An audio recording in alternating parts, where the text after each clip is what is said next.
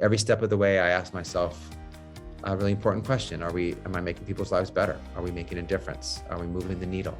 Are we lifting people up? Are my goals for service being realized? And every time it was a resounding yes. Being in the California state legislature was the privilege of a lifetime, to be, part of what California was doing, the mark we were making, the legacy we were creating, the change we were driving throughout this nation.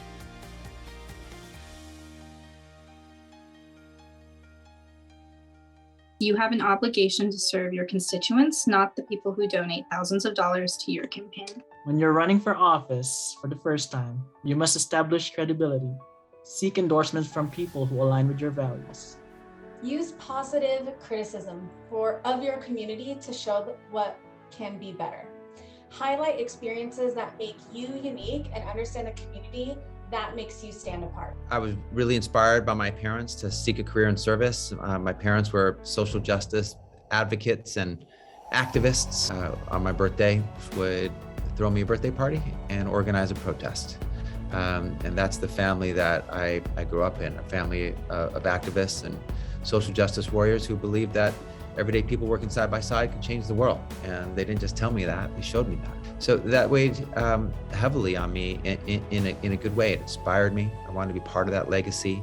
I grew up knowing I would do public service of some type. I wanted to serve. I wanted to right wrongs. I wanted to create more justice. I wanted to help people and lift them up. I saw my parents, when they were activists, fighting for communities that weren't always seen, weren't always valued, weren't always protected.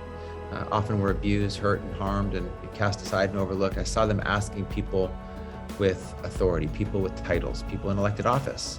And I thought, after everything my parents provided for me, a great California public school education, the ability to go to college and law school, the doors that were open, that maybe in the next generation, just maybe, I could be one of those elected officials and not have to ask someone else to listen to us and hear us and do what we were asking, that I could be in those rooms where decisions were made and have a seat at the table and a voice in the room and bring those communities with me and, in my heart and in my values, and fight for them.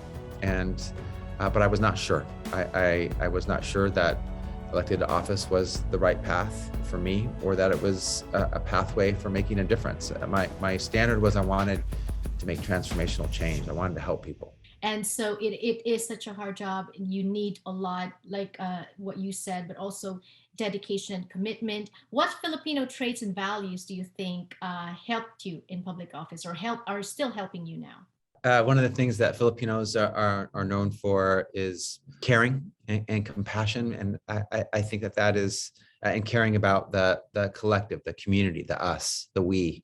That's who we are. We fight for what's right. We fight for justice. We fight for change. We don't accept the unacceptable. And so that trait as well. And, also a commitment to family, and as maybe a third trait.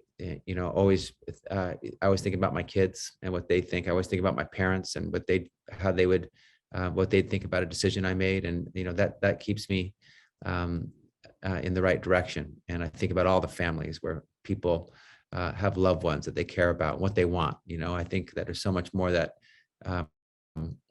that brings us together than that sets us apart. And we don't talk about that a lot. We're sort of in an extreme situation right now where there's lots of fighting and hostility and emphasis of differences. But, we all want better lives for our children than we had for ourselves. We want our family to have healthcare and a good education and an opportunity to thrive and realize our dreams and have a good job and have safe communities.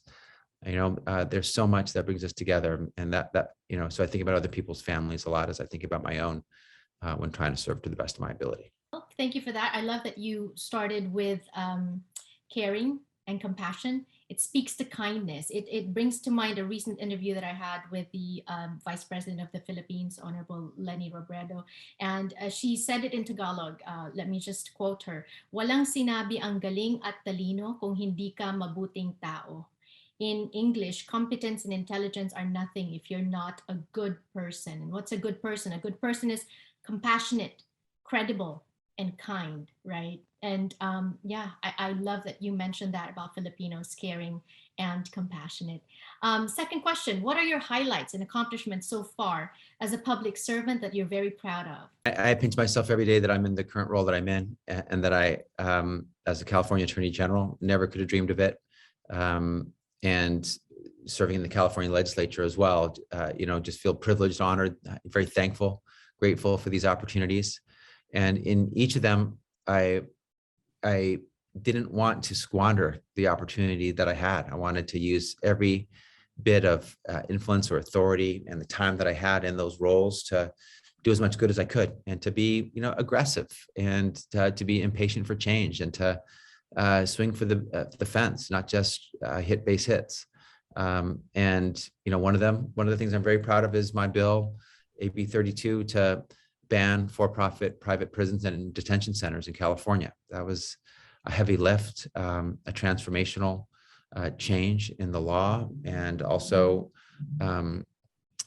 planted a flag in the ground so that other states would do the same, and they have done the same since then. I introduced and turned into law a approach to automatic expungements of sentences, so that people don't have to apply and pay and take time off from work to be able to reduce their sentences that they're entitled to under the law.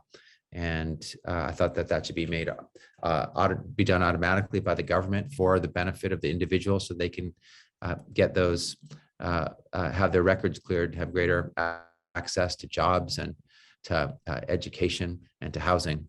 I was part of, co-authored the bill for the strongest renter protections in the nation and in the history of California, providing just cause eviction protection as well as anti-rent gouging. Very proud of that. I authored the California Green New Deal, and I authored the bill to end money bail in California. So very, very proud of that work. Those are some of the things that are highlights for me as a legislator. And in the Department of Justice, I started the Racial Justice Bureau in our office to plant the flag in the ground, to stand against racial injustice in all its forms, including hate, and taking on those who perpetrate hate, and support the victims to help them heal.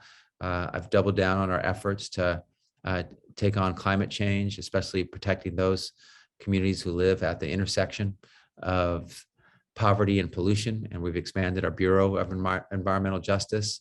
We are leading on some of the blockbuster Supreme Court cases that are on the docket this term, including writing the lead amicus brief in the Mississippi case on reproductive freedom, and also the New York case on the Second Amendment. We're taking on corporations who hurt and harm consumers, who violate their privacy or use anti-competitive practices.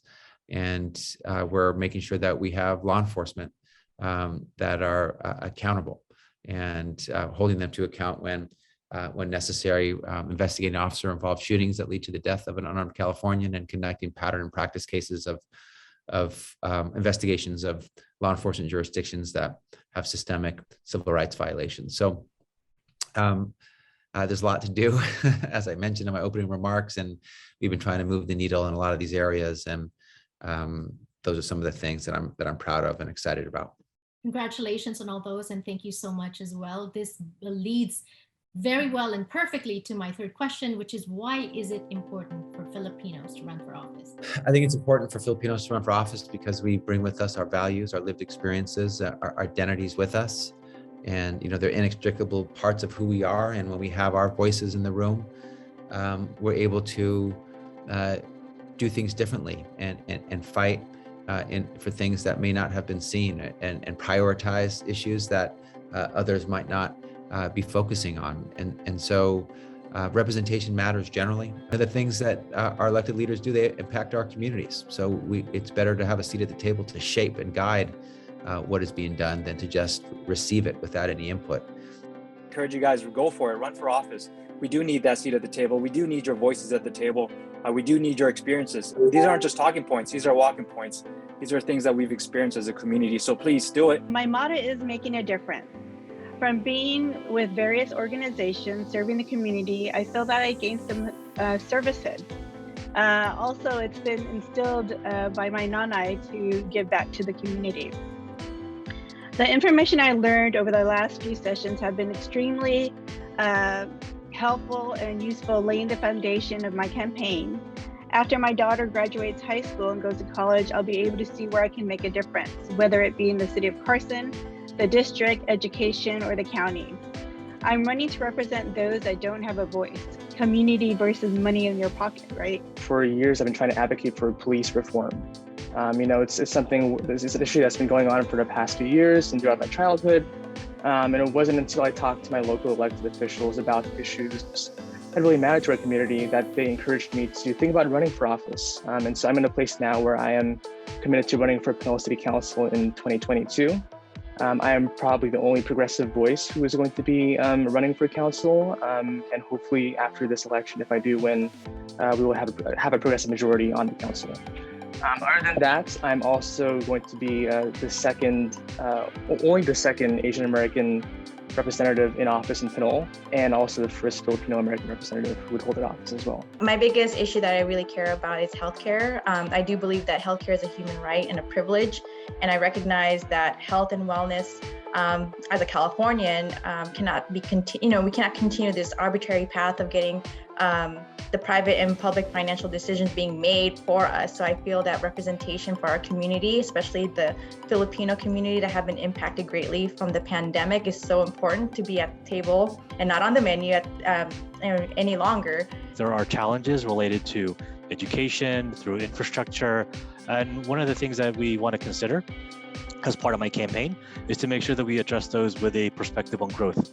Also a perspective on listening to the community beyond just the needs of the developers that are helping us grow. I've had many experiences within government, nonprofit, but now most recently healthcare. And I hope to bring, much more representation on the table for all communities, big or small. Representation matters, but what you do once you're in the seat matters too. It isn't enough just to be Filipino American. You must be Filipino American and excellent in every way as well. And there's a lot of eyes on you in public office, so a lot of scrutiny, and I know that you're all ready for it. So thank you for stepping up and taking this step together to step out there and step in and meet this moment that we need you for. So appreciate you and look forward to working with all of you to improve our communities.